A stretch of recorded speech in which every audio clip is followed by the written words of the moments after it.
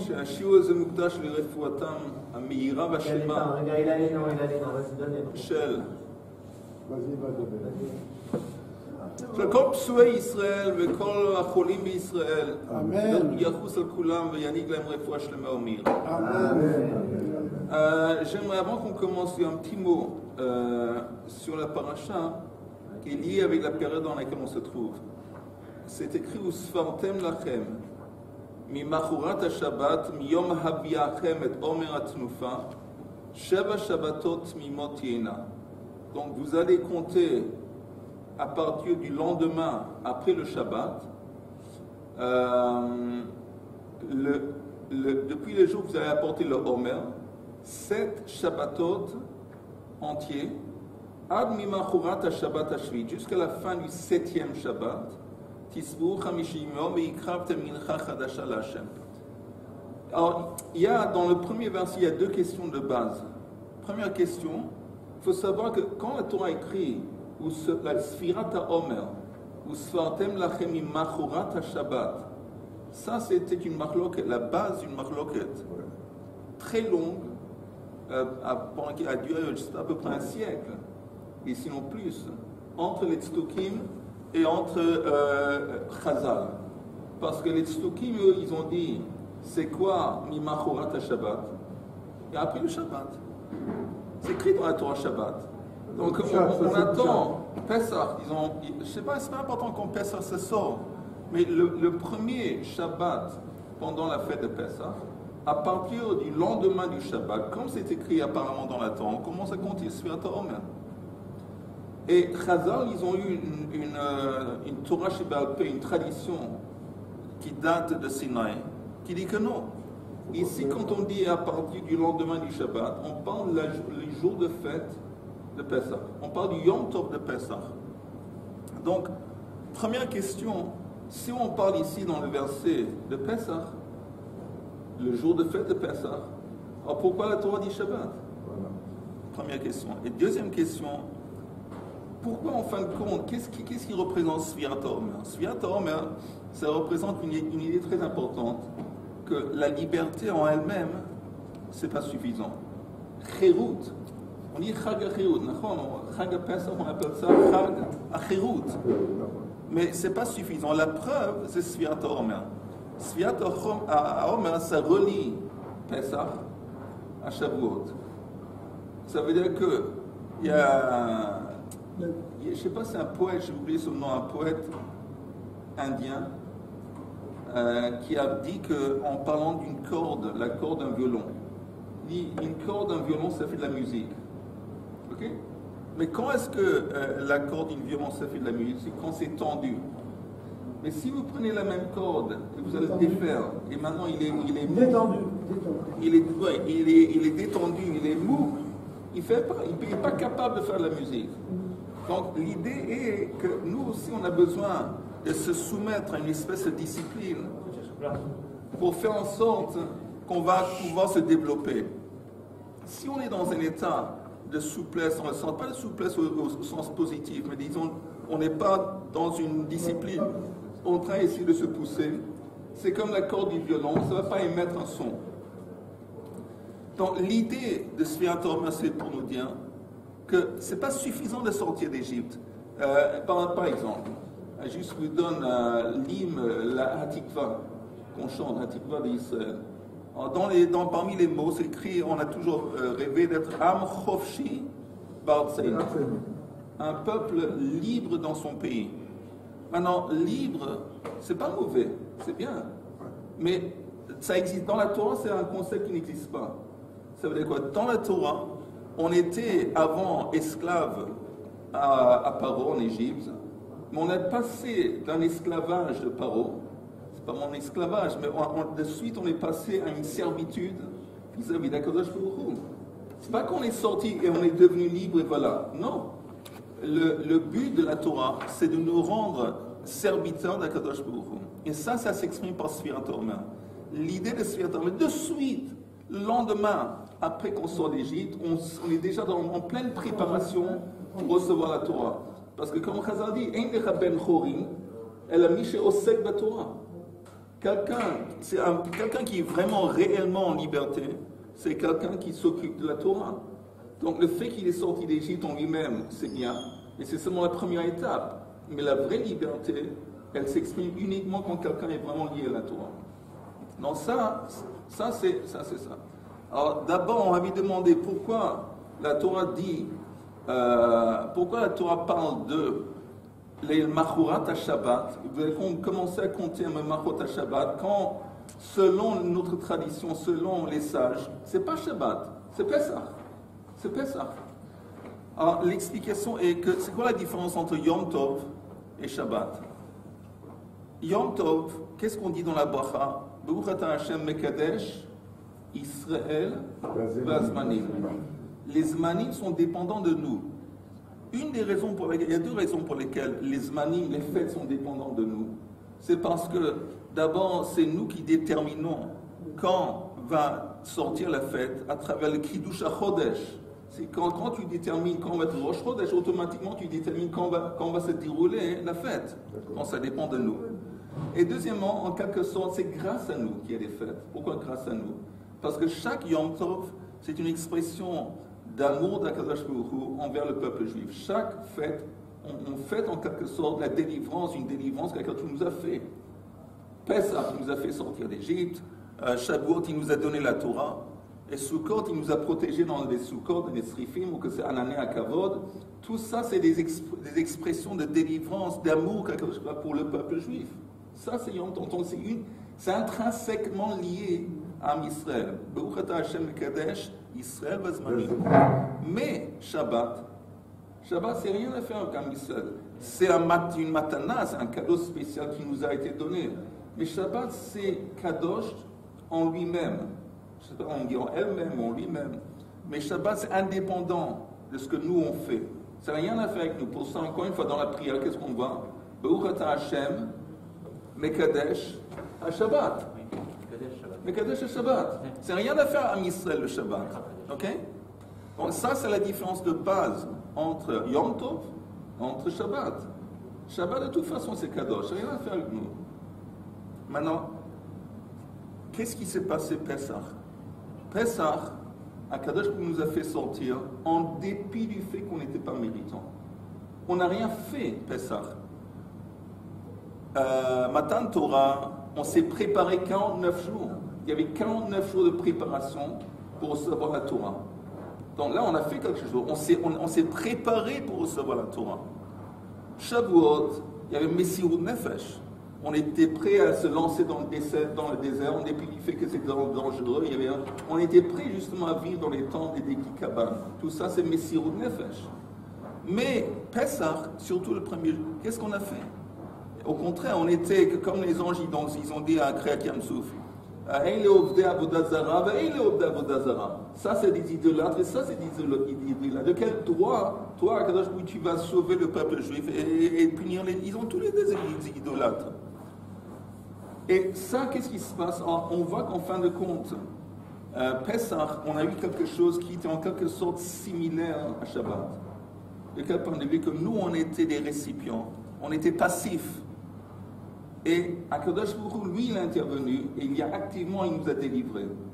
Et de ce point de vue, Pesach, et surtout la nuit de Pesach, c'est écrit que la nuit de Pesach, Leila Seder, à Pikabala, où on parle de ça, il y a une énorme, il y a des lumières, une lumière gigantesque, il y a une chef, une énergie de Kedusha qui descend et qui se repose sur nous. Après, le lendemain, ça s'en va. Ça s'en va et puis c'est à nous maintenant d'essayer de restituer le cadeau qu'on a reçu au commencement. Juste en ouvrant une parenthèse sur cette idée, c'est la même raison pour laquelle c'est écrit qu'un bébé, quand il est dans le ventre de sa mère, il y a un ange qui lui enseigne la Torah.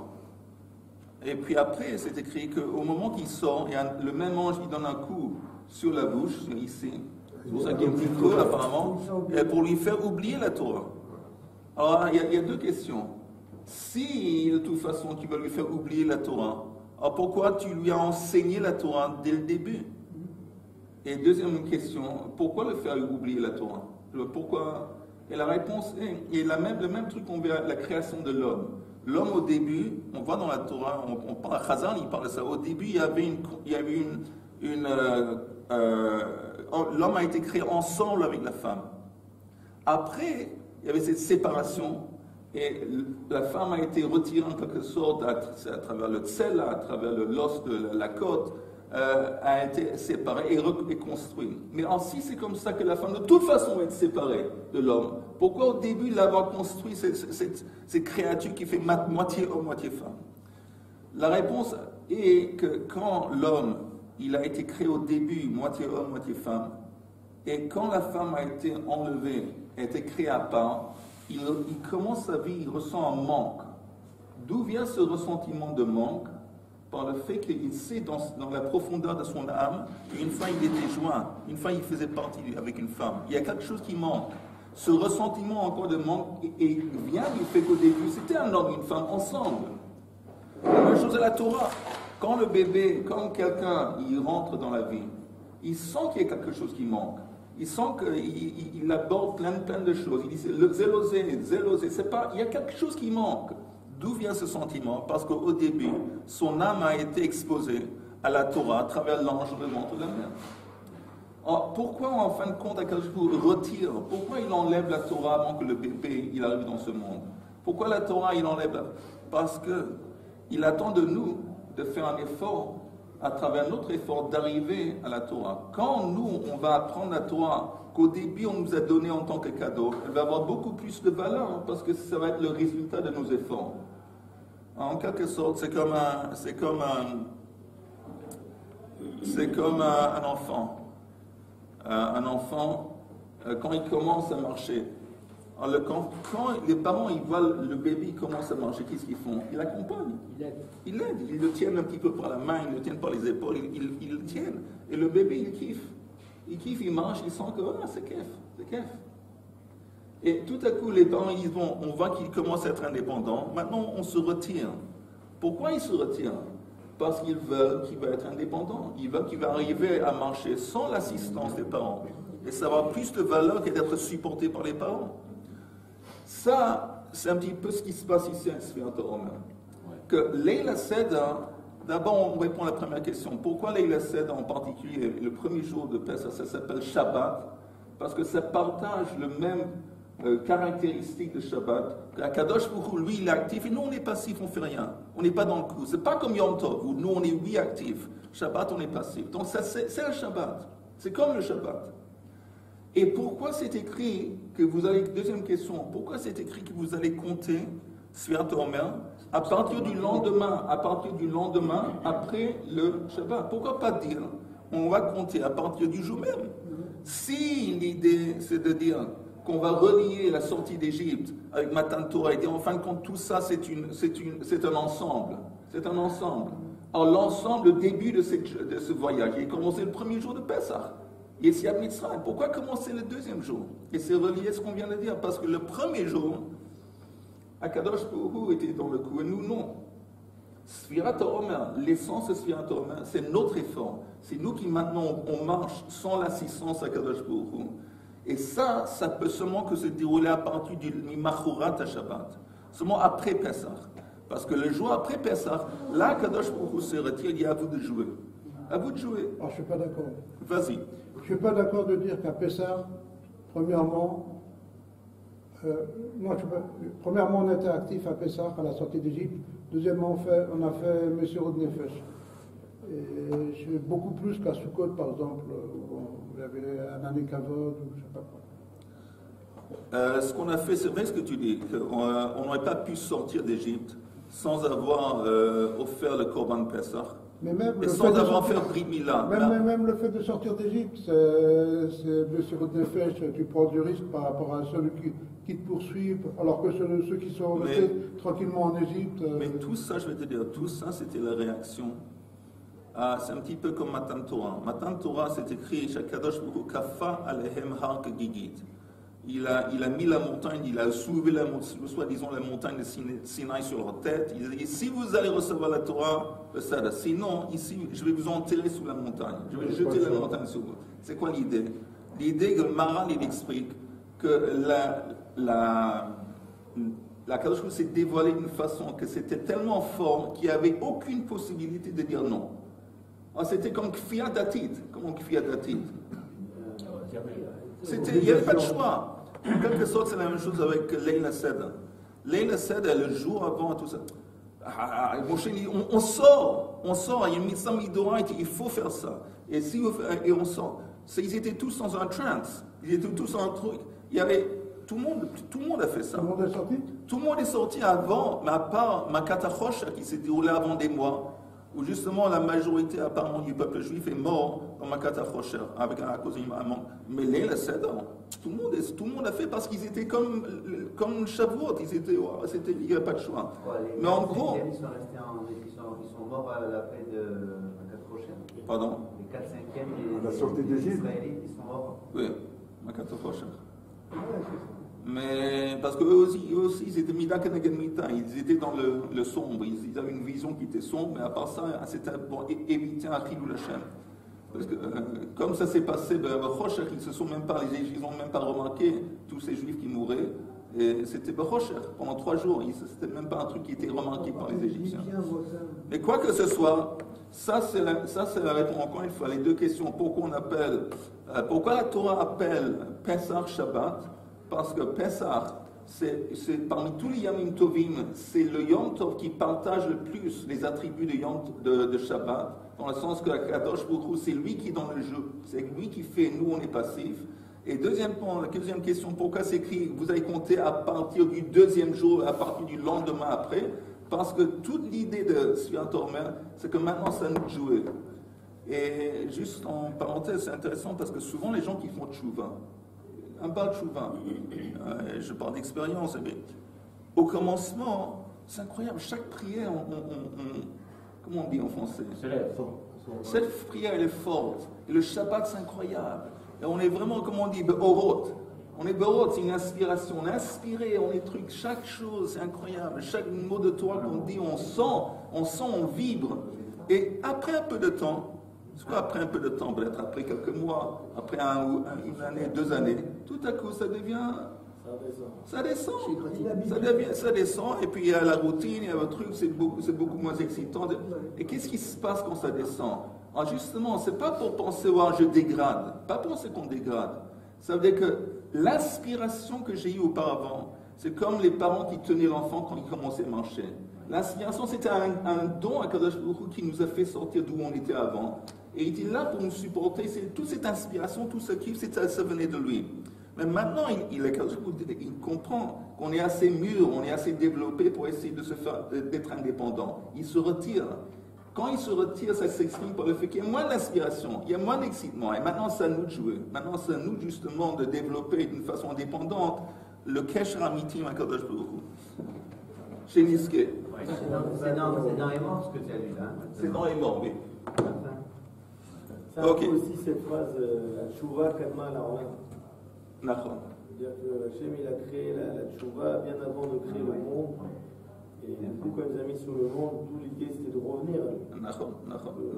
Mais de revenir d'une façon indépendante. D'accord. Ok, Gemara. Où est-ce qu'on est arrivé à Chaim, toi qui connais tout? On est à Lamed Gimel, je sais qu'on est à Lamed Gimel. Lamed Gimel à Moudalef. Bet. Ah, ok. Alors vous savez quoi? Oui, on recommence. On recommence la Gemara. Ouais, on recommence. Je relis la Mishnah très vite, si ça vous embête pas trop, parce qu'on n'était pas ensemble jeudi. La Mishnah qui est en bas de la Megimel Amud Aleph. Rabbi Eliezer Omer, notel Adam ki sam mishelefanav lachtzotz bo shinav umegabev min hachatzer v'madlik shekol ma shebechatzer mukhan hu v'chachamim omrim megabev mishelefanav umadlik. Rabbi Eliezer lui dit que quelqu'un peut soulever un kissam, une brindille, un morceau de bois, mishelefanav, ça veut dire devant lui qui se trouve chez lui à la maison. Pourquoi faire? L'achtzotz boshinav, pour l'utiliser en tant que cure-dent. Ou megabev minachatser, il peut rassembler du bois qui se trouve éparpillé dans la cour. Le madlik, pour allumer un feu de bois, chez Kol Maché Bechatser Mouchanou, parce que tout le bois qui se trouve dans la cour, elle est disponible, dans le sens qu'elle n'est pas moxe.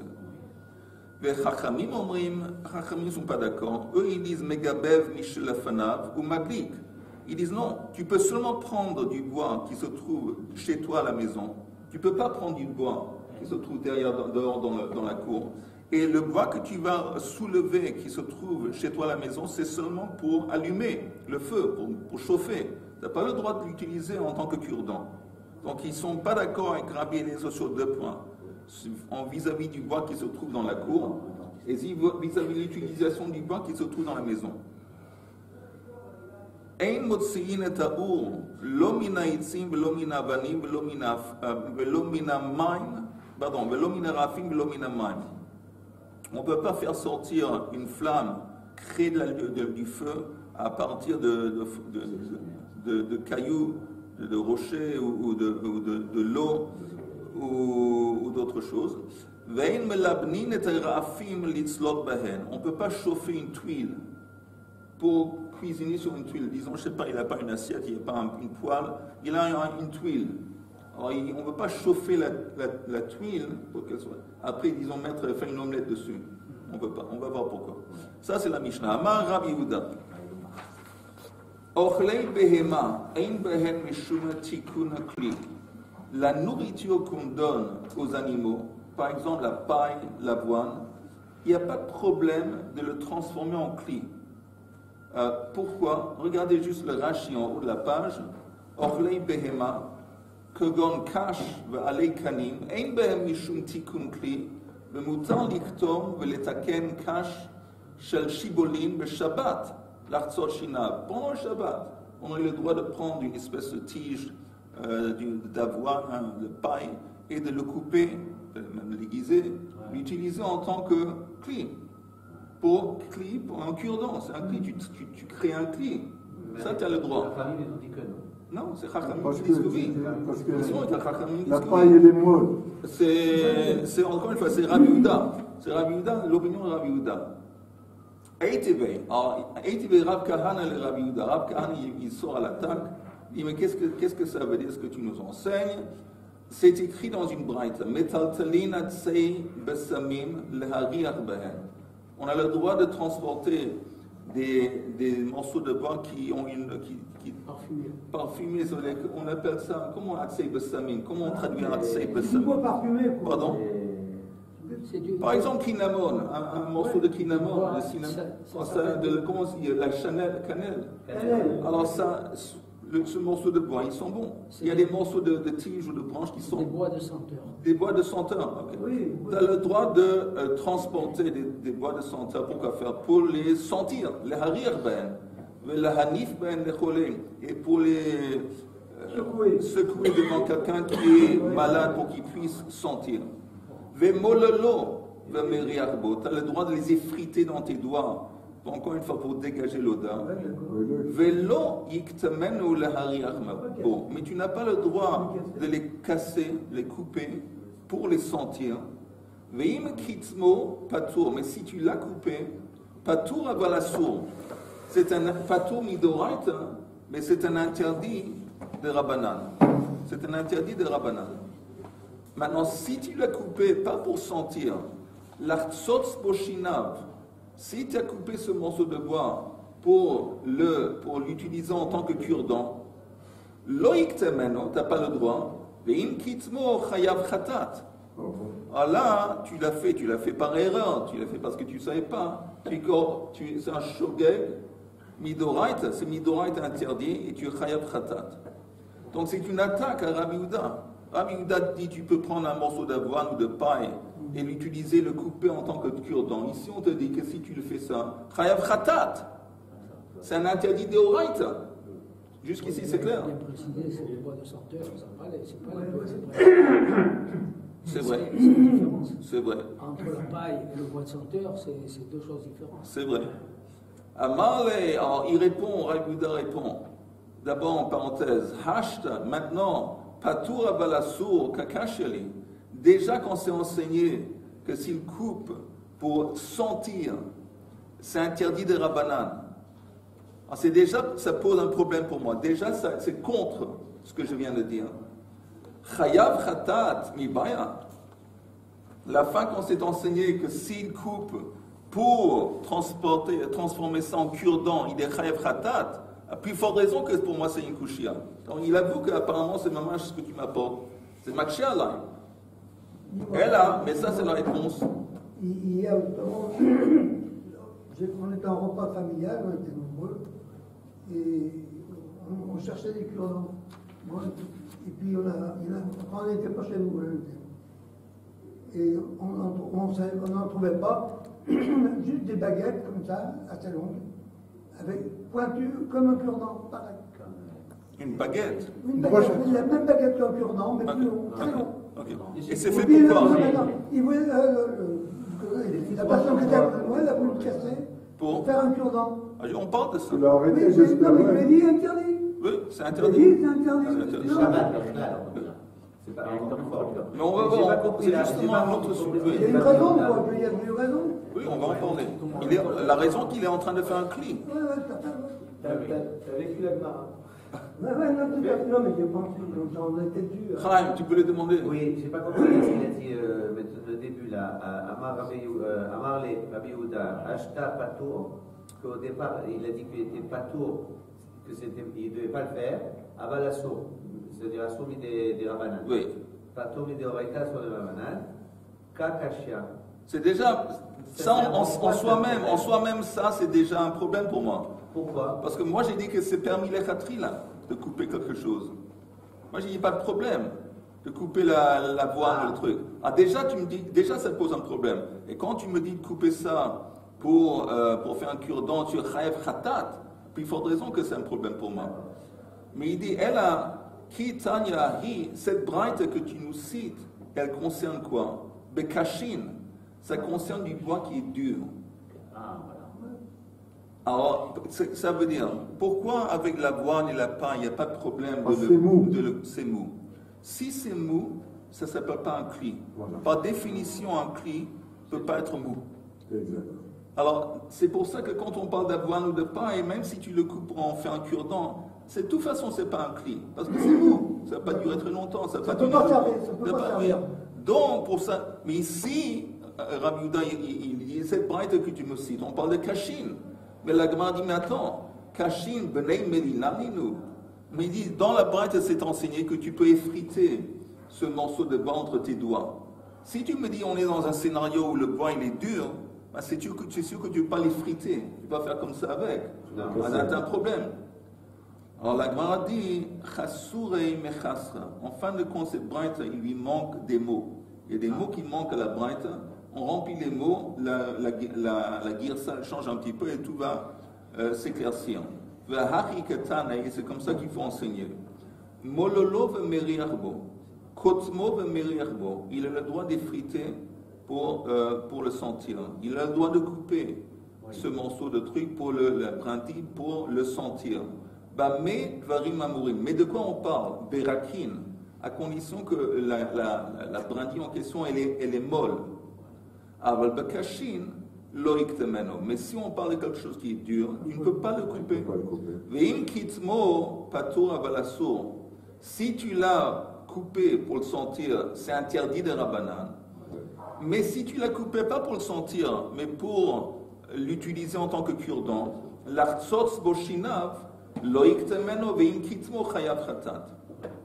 donc ça c'est la réponse qu'il lui donne. Il y a une opinion, un Tana qui enseigne, Kotmo v'meriarbo, v'tanya idach lo iktemeno le'ariarbo. Il y a une opinion qui dit qu'on a le droit de couper ce morceau de bois pour le sentir. Et l'autre qui dit qu'on ne veut pas le couper pour le sentir. Amar Rabbi Zera, Amar Rabchis lo kasher. Il n'y a pas de contradiction. Ha berakin, ha bekashin. Encore une fois, celui qui dit que c'est permis, on parle de quelque chose qui est mou. Et l'opinion qui dit c'est interdit, on parle de quelque chose qui est dur. Matkif la Rav Acha, Bar Yaakov, Bekashin, Maïlo. Pourquoi, quand on parle de quelque chose qui est dur, pourquoi on ne veut pas le couper? Maishna Meha de Tznan. Quelle est la différence entre cet enseignement qu'on retrouve dans la Mishnah, qui dit Shover Adam et Achavit, לאכול ממנה גרוגרות, ובלבד שלא יתכוון לעשות כלי.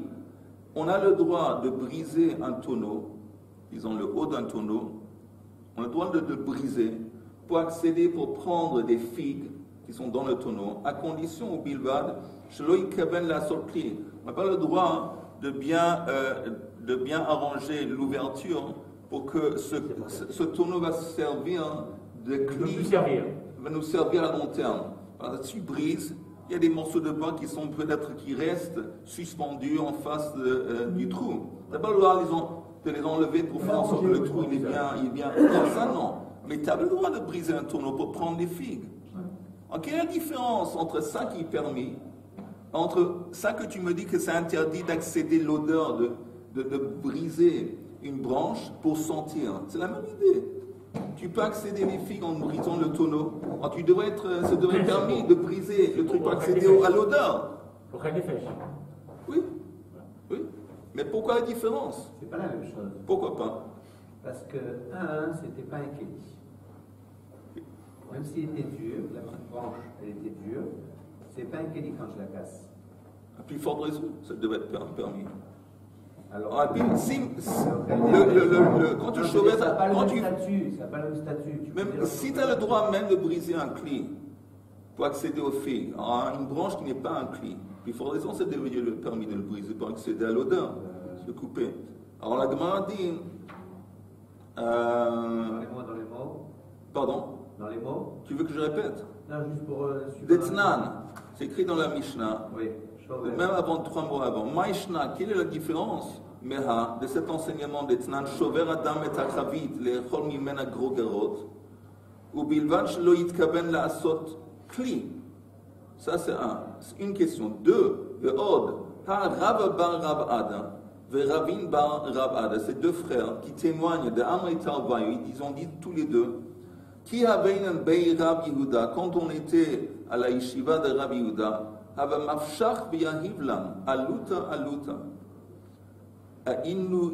il était pendant, je ne sais pas si c'est Shabbat ou Yom Tov, mais il était dans l'habitude de prendre des branches qui étaient par terre, qui ne faisaient pas partie, ils n'étaient pas enracinés à la terre, ils ne faisaient pas partie d'un arbre, c'était des branches qui étaient par terre, mais il les brisait et il nous les donnait. En dépit du fait que quand il brisait ces branches, le morceau de bois qu'il nous donnait aurait été capable d'être utilisé en tant que clé, en tant que manchot, pour une hache, pour un autre implément. Donc il dit, on se rappelle qu'il faisait ça, il nous donnait ça pour sentir, en dépit du fait qu'il était apparemment, est-ce que le morceau de bois qui coupait de la branche aurait pu être utilisé en tant que en tant que manche pour une hache, en clé. Alors pourquoi c'était permis? La réponse. Pardon? C'est quoi le mot alouta? Une espèce de hache. Ah bon? Oui. Ah non, alouta, c'est un morceau de bois, une branche, un morceau de bois. Alouta, il nous coupait des morceaux de bois. Alors la Gemara dit, Lokash, il n'y a pas de problème, il n'y a pas de contradiction. Ha-Rabbi Eliezer, Ha-Rabbanan, ça reflète deux opinions différentes. Détail, comme c'est enseigné dans la Braïta. Rabbi Eliezer Omer, Notel Adam Kisam Mishelafanav, Lachtzotz Poshinav. On a vu dans notre Mishnah, Rabbi Eliezer dit qu'on a le droit de soulever des brindilles, des morceaux de bois qui sont peut-être chez lui à la maison, pour les utiliser en tant que cure-dent. Vechachamim omrim lo yitol. Chachamim disent non, tu peux seulement utiliser quelque chose en tant que cure-dent si il se trouve dans le truc, l'endroit où on donne à manger. La mangeoire. Hein? La mangeoire. Seulement s'il se trouve dans le mangeoire. La mangeoire. Pourquoi? Parce que le moment, vous entendez, le moment que quelque chose est destiné à être mangé, c'est utilisé pour toutes les autres utilisations. C'est utilisable pour toutes les autres utilisations. Quelque chose qui est orel. Agamar, si c'est orel, tu peux l'utiliser pour tout ce que tu veux. Donc, Chachamim disent, le seul truc que tu peux utiliser, si tu veux un cure-dent, tu vas à la mangeoire et tu prends de là quelque chose. Là, tu peux l'utiliser. Sinon, tu ne peux pas. Veshavin, attendez, Veshavin, shelo iktemeno. Mais Rabbi Eliezer et Chachamim sont d'accord que tu ne peux pas couper cette brindille que tu as pris pour le sentir. Maintenant, écoutez, Ve'im kitmo lachtzos boshinav, ve'lifdoach bo et adela. Qu'est-ce qui se passe s'il a cassé ça pour l'utiliser en tant que clé? Par exemple, un cure-dent, ou par exemple, mettre près de l'ouverture de la porte pour bloquer la porte. Ok? Un clé. Alors, ils sont tous les deux, Rabbi Eliezer et Chachamim, d'accord que Beshogeg Beshabbat Chayav Khatat, s'il a fait cet acte de couper ce morceau de bois pour faire un clé, si c'était Shabbat, il est Chayav Khatat, Bemezid Beyom Tov Sofeg et Arba'im. Et s'il avait fait ça pendant Yom Tov, Bemezid, c'est-à-dire consciemment, volontairement, il est Chayav Arba'im. Pourquoi, juste en parenthèse, pourquoi quand on parle de Shabbat, on parle d'un cas de Shogeg? Et pourquoi quand on parle de Yom Tov, on parle d'un acte volontaire de Meizid? La réponse est que normalement, Shabbat, quand on parle d'une transgression, normalement c'est Shogeg. Normalement c'est Shogeg. C'est très très rare que quelqu'un va volontairement les Halal Shabbat. Donc on parle d'un truc qui est normal. Le truc qui est normal et le plus régulier, c'est Shogeg. Et Yom Tov, il n'y a pas de punition de Shogeg. Si quelqu'un il transgresse Yom Tov et Shogeg, il n'y a rien. Mais quand il transgresse, alors Meizid, tout ce qui nous reste pour Yom Tov, c'est une transgression, c'est Bemeizid. Alors s'il fait Bemeizid, la différence entre Yom Tov et Shabbat, c'est que Yom Tov, il n'y a pas de karet, mais il y a des coups. Il y a Arba'im. Donc il nous dit encore une fois, on n'a pas le droit de couper une branche, une brindille, pour l'utiliser en tant que clé, un cure-dent ou un truc, n'importe quoi. Si tu le fais Beshabbat, Chayav Khatat, si tu le fais Yom Tov, Bemezid, Chayav Arba'im.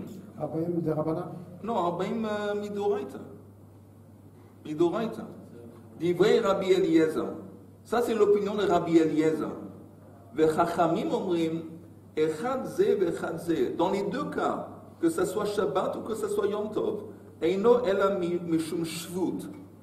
Et quand tu brises cette brindille pour l'utiliser en tant que clé, ce n'est pas un issour de Oraita, c'est un issour de Rabbanan. Maintenant, on va en parler tout de suite. Rabbi Eliezer de Kamar Hatam Chayav Khatat. Attends, avant de continuer, on va juste expliquer. Question. Oui. Vas-y. Vas-y. On parle du cure-dent. Oui. L'utilisation du cure-dent Shabbat. Oui. On sait qu'on n'avait pas le droit parce que de peur qu'on arrive à se saigner. Non. C'est pas de peur, c'est pas une xéra. C'est l'acte lui-même de prendre un morceau de bois, le briser en deux, en quelque chose de plus petit pour l'utiliser en tant que tu as créé un clé. D'accord, mais un cure-dent Mechlal, il n'y a rien qu'un cure-dent. Ouais. Le fait de l'utiliser. Si tu l'utilises et tu as fait gaffe, tu fais attention, et tu sais qu'il y a des bonnes chances que tu ne vas pas saigner, c'est permis. Parce qu'on va comme Rabbi Shimon, qui dit que Davar Shlomit Kaven Mutar. Si la conséquence qu'un acte que tu fais, c'est une transgression, tu as profané, tu as fait, encore une fois, le cas classique, quelqu'un qui traîne par terre un quelconque meuble pour l'apporter quelque part. En le traînant par terre, il risque de créer un sillon. Si c'est seulement un risque et pas une conséquence automatique, c'est permis. C'est pas évident qu'il va faire un sillon. Peut-être oui, peut-être non. La même chose, quand tu utilises le cure-dent, beaucoup de fois on ne se fait pas saigner. Donc la chita de Rabbi Shimon est, si tu fais quelque chose, tu transgresses, tu fais un acte interdit, mais c'est pas un truc ciblé que tu as voulu, c'était simplement la conséquence d'un autre acte, c'est permis. Si c'est psik-reisha, si c'est une conséquence automatique, tu n'as pas le droit. Alors si tu sais qu'à chaque fois que tu mets un cure-dent, tu saignes, tu n'as pas le droit. Mais si tu sais que la plupart des fois tu saignes pas, de temps en temps, c'est permis. Mais de toute façon, ici on nous dit que dans un contexte de quelqu'un qui fait un truc comme ça, Midoraita, c'est Rabbi Eliezer, c'est Midoraita. Chachamim, ils disent que c'est interdit de Rabbanan. Regardez juste le Rashi, Eino ela mishum shvut.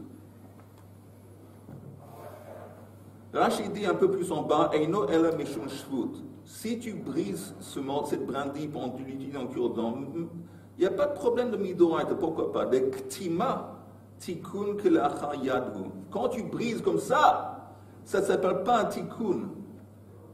Quand Rashi dit, velo tikkun ma'al yahu, ela imken mechatro memachako besakin.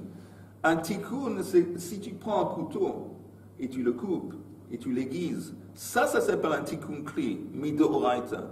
Mais simplement briser quelque chose en deux, ce n'est pas un tikkun, midoraita. C'est seulement des rabbanans que c'est interdit. Rashi explique, lo iktemeno lahariach. Rabbi Eliezer de Amar bekotem lekli chayav chatat.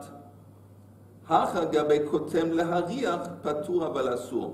Rashi nous explique, la Gemara va le dire bientôt.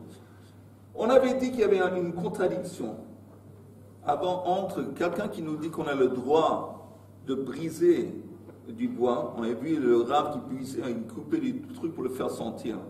Pour le faire sentir, je dis bien. Et Chachamim disent qu'il y a une autre interprétation, une autre opinion qui dit que c'est interdit. Alors il explique. Rabbi Eliezer, dans le cas de briser pour en faire un kli, Rabbi Eliezer d'Amar bekotem le kli chayav chatat.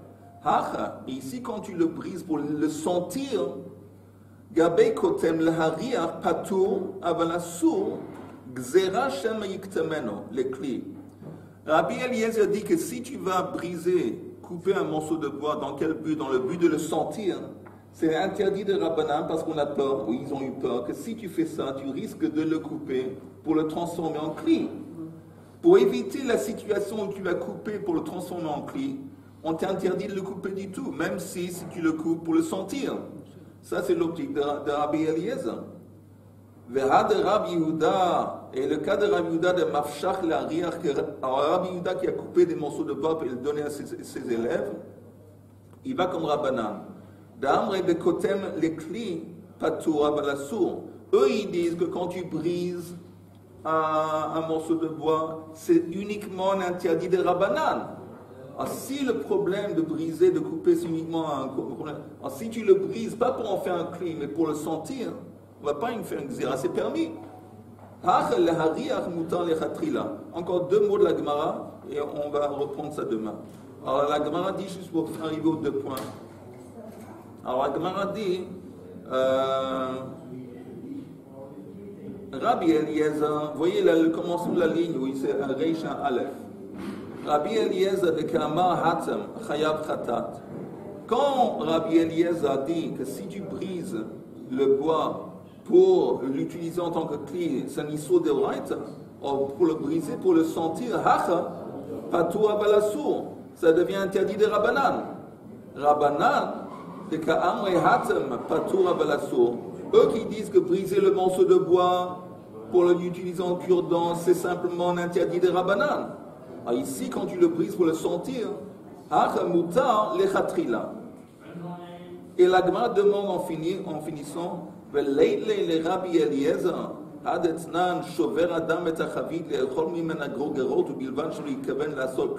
et Rabbi Eliezer, est-ce qu'il n'est pas d'accord avec l'enseignement qui nous permet de briser un tonneau pour accéder aux figues, à condition qu'on ne va pas créer le tonneau en clé, le transformer en clé? Il n'est pas d'accord avec ça, c'est une brette. Maravashi, Kitanya Hibe Mustaki. C'est quoi Mustaki? C'est un clé qui a déjà été brisé auparavant. On l'a recollé, on l'a remis, on l'a reconstruit avec de la colle. Ça veut dire de toute façon, quand je brise ce clé, il n'est pas capable, il n'y a pas une possibilité qu'on l'utilise en tant que clé. Parce qu'il est délicat. C'est un vieux baril, tout cassé. Voilà, il a été reconstruit, recollé ensemble. Il n'y a pas de problème. Rashi dit à la fin de la page de Mustaki, Chavit Shvura, chez Medabkim Shvarea, Besraf Sheetz, chez Korin Shaf. C'est encore une fois des morceaux d'un tonneau qui a été brisé auparavant, qu'on a reconstruit avec de la colle, la résine. Zefet, Korin Oto Raisin, la résine.